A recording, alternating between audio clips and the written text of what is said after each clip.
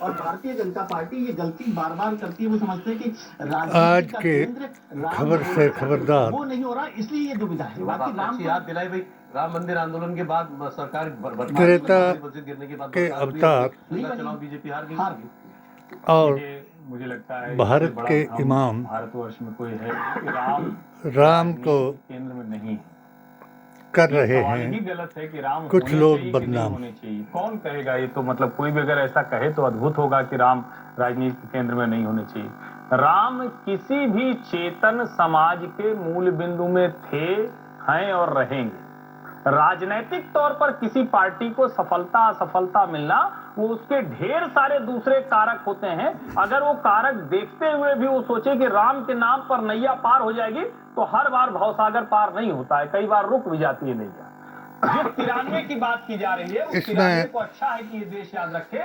कोई शक नहीं जनता पार्टी की सरकार राम कि के नाम पर देश के 4 राज्यों में पूर्ण बहुमत के साथ बहुत बनी सी चीजों को और उसको इस देश के फ्रॉड सेकुलर बीजेपी ने अपना बनाया। 4 राज्यों की सरकार बर्खास्त जैसे कौन दबा के खड़ा होकर बोला राम को सिर्फ अपना बताया, दोबारा बनी क्या? मैं उसी पर आ रहा हूं। दोबारा बनी क्या? राम मंदिर नट बोल्ट टाइट बनाया, उसका एसी का बटन उसको दबा अपना देना, काम मैं बताया। उसके बाद इस देश में क्या हुआ? और जो राम को राजनीति के केंद्र से हटाने के लिए जाति लाई गई। राम को राजनीति उस दिन के केंद्र से हटाने इनके के लिए न्योते जिस पर राम मंदिर के न्यास में एक व्यक्ति दलित कोई था, लीडर उस पार्टी के खिलाफ, उस संगठन के खिलाफ, राष्ट्रीय स्वयं सेवक संघ के खिलाफ, विश्व हिंदू परिषद के खिलाफ वहाँ नहीं नाना प्रकार के प्रोपेगेंडा चलाए गया और उसके बावजूद क्या हुआ? तो उसके इसके बावजूद खिलाफ राम राजनीति के केंद्र में ऐसे आते हैं कि उत्तर से हिंदू लेकर विरोधी दक्षिण तक राम एजेंडा के नाम चलाया। की राजनीति आज इतनी प्रभावी है और कि पवन कल्याण कह रहे हैं कि सनातन धर्म परिरक्षण बोर्ड जो सबके दिलों के राम हैं, राजनीति इतनी प्रभावी है कि केरल में भी उन्होंने कहा जा रहा है कि तो जीवन प्रवाह का अंग है। इतना करने पर हिम्मत नहीं कि राम को सीधे सीधे भी लकार कर बात कर सके। जिस त्रिपुरा में कहा जाता था मोदी कि कम्युनिस्ट मार्क्स जी लेने की मूर्ति है, वहाँ भी राम और के नाम योगी पर जी विश्व हिंदू परिषद के आंदोलन से के पहले अंधभक्तों को राम का नाम लिया जाता था क्या? नहीं लिया जाता, ये सब नहीं सिखाया लिया जाता। नहीं लिया जाता। वही ये कह रहे हैं कि राम के नाम पर भारतीय जनता पार्टी सफल है ना। अयोध्या राजनीति के की केंद्र लोकसभा में है, सीट कुछ पैदाइशी जीत न अंग्रेज, पाया। कुछ गुलामी की चादर ओढ़े अंग्रेज। उन्होंने जब कह दिया कि हम तो ब्रिटिशर्स इन्होंने हैं, हम तो 2024 में भारतीय हैं, लेकिन हम ब्रिटिशर्स हैं। और उन्होंने मुस्लिम राम को विरोधी किया। एजेंडा उन्होंने चलाया। सोमनाथ मंदिर पर जाने से मना कर दिया। नेहरू उन्होंने भारत के जो गांधी को खानदान उस तरह से और देखना मना कर मुसलमान दिया। को वो गाली दे सिर्फ करके उद्यम हुआ। नरेंद्र मोदी के लिए नहीं। सत्ता और देखिए, में आने का 14 में आई थी सरकार। ये उत्तर प्रदेश के लोगों को तो ठीक से और सुनना चाहिए, इनको महाराष्ट्र के ही लोगों को भी सुनना चाहिए। भ्रष्ट 14 में भाजपा की सरकार आ गई थी, लेकिन 17 से जिनको 100 करोड़ और अगर 80 करोड़ हिंदुस्तान लोग को मनाते हैं, नुकसान तो क्या पहुंचाने अखिलेश यादव वाला जी को नहीं है क्या? क्यों नहीं मनाया था 17 और से? अपने को ये बात आज़ादी बताओ। दिलाने वाला बनाए ना बनाया बनाए, लेकिन 80 और करोड़ लोग तो दीपोत्सव मना रहे हैं। भारत यही को कह रहा हूं। 2 भागों में बांट करके जो बाइडेन और कमला हैरिस भी तीसरा मना रहे हैं, आज राम की राजनीति चुनाव ऐसा जीतने प्रभावी का है। प्रयास किया। राम की राजनीति ऐसा ये प्रभावी है कि जो जिनके बाइडेन और दिमाग कमला में हैरिस पहली अभी बार ये छुट्टी असर देंगे। नहीं हो रहा, दिवाली पर छुट्टी है।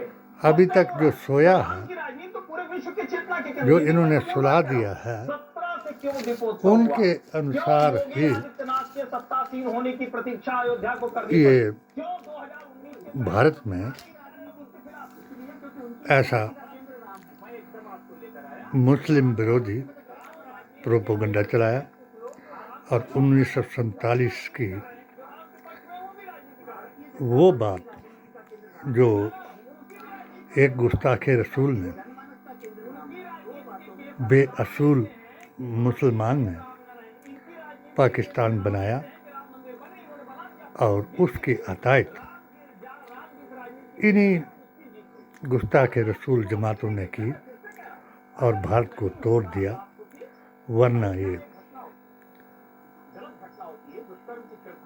सर्वधर्म सौहार्द का संविधान जो महात्मा गांधी ने बताया और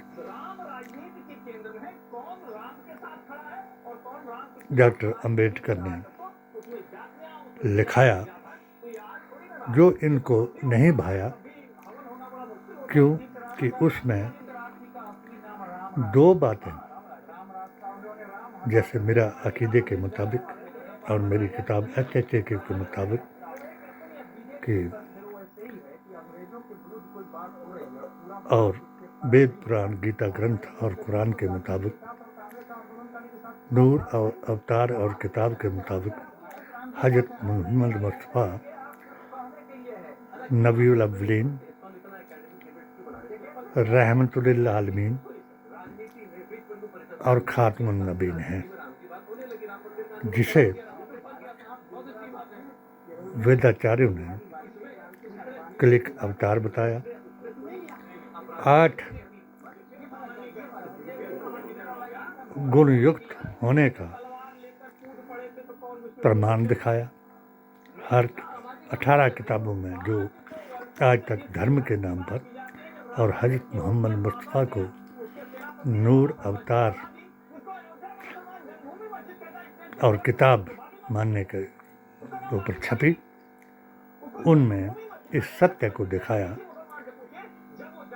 कि आखिर में जब आपने फरमाया कि जिसकी ज़ुबान से, जिसके किसी काम से, जिसके शरई अहकाम से वो मुझसे नहीं होगा, इसलिए जो खुद गर्ज था, उनका गुस्ताख था, उनका विरोधी था, उनका दुश्मन था, वो 72 जमातों में बट गया और आपस में ही कट गया।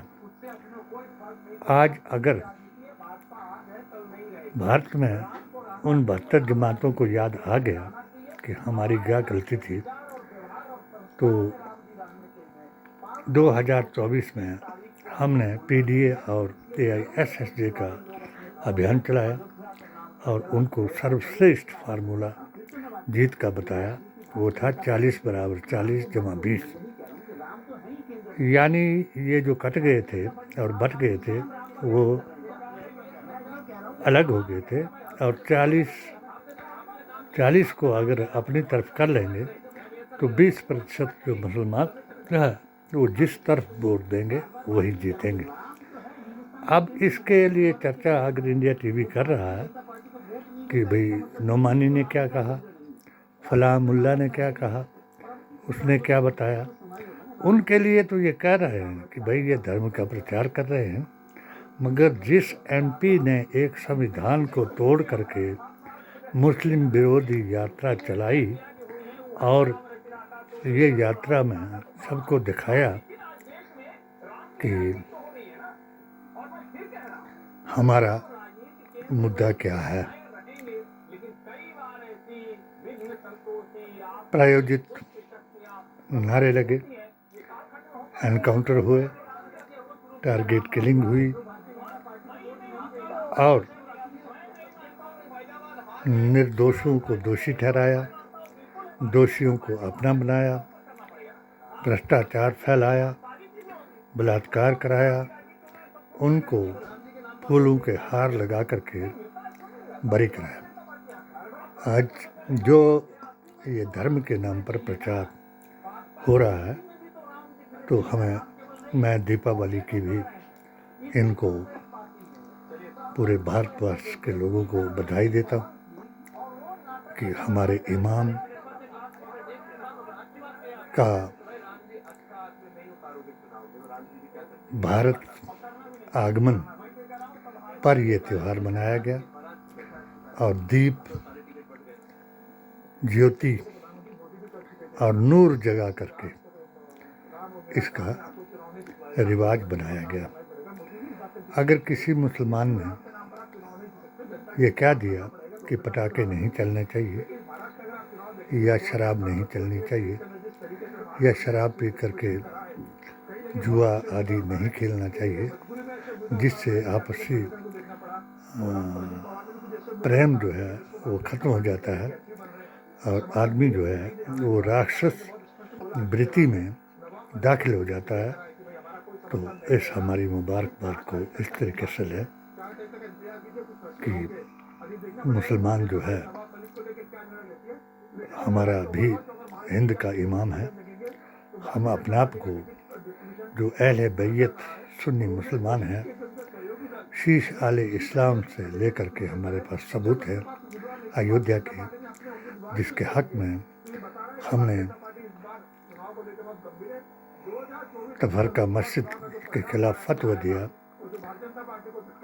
तो उस राम को बदनाम न करें और मुसलमान के नाम को बदनाम करके 80-20 कराने की कोशिश न करें, क्योंकि ये 80-20 नहीं होगा, 40 बराबर 40 जमा 20 होगा, क्योंकि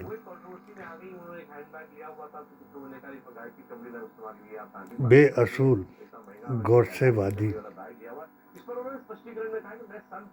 का ये नारा है और गुस्ताखे रसूल लब जिहादी का ये नारा है कि जिस धर्म को रिवाज बना रहे हैं, चाहे हिंदू धर्म को रिवाज बनाएं, चाहे वहाबियत को रिवाज बनाएं, चाहे गुस्ताखे रसूल सिर तन से जुदा के नारे लगा करके नबी की करीम सल्लल्लाहु अलैहि वसल्लम की जमात से बाहर हो जाएं, तो उनसे बाहर न हो जाएं।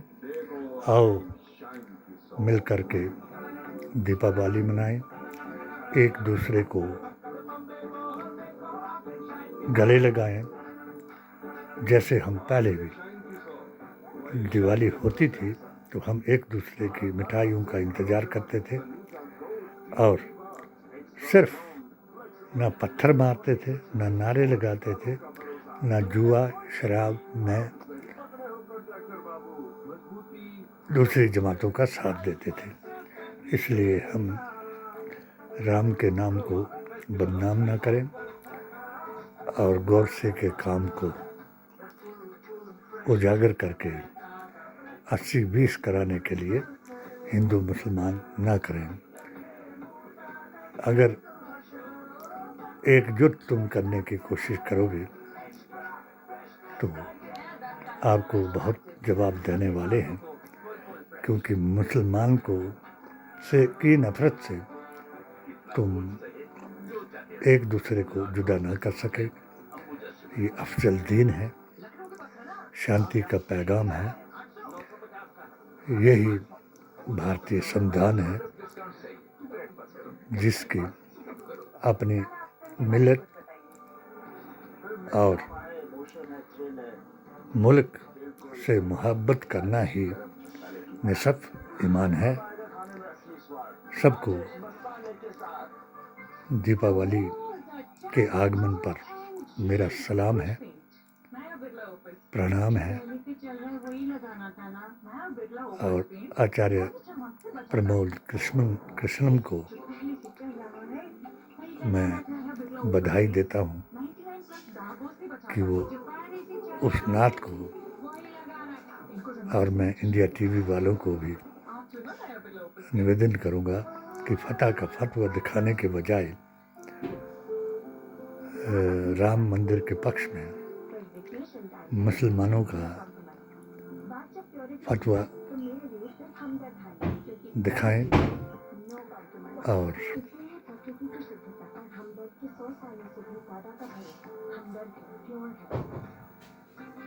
प्रमोद कृष्ण जी इतना बताए हैं कि नबी जितने तुम्हारे हैं उतने हमारे हैं।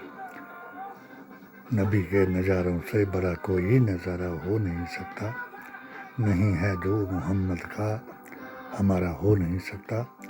इसलिए गुस्ताखे रसूल अपना अकीदा दुरुस्त करें और इस हमारे अभियान में और हमारे ऐवान में दीपावली को पत्थर मार करके या गालियाँ निकाल करके या कोई ऐसा दुष्कर्म करके बदनाम न करें। जय हिंद, जय भारत।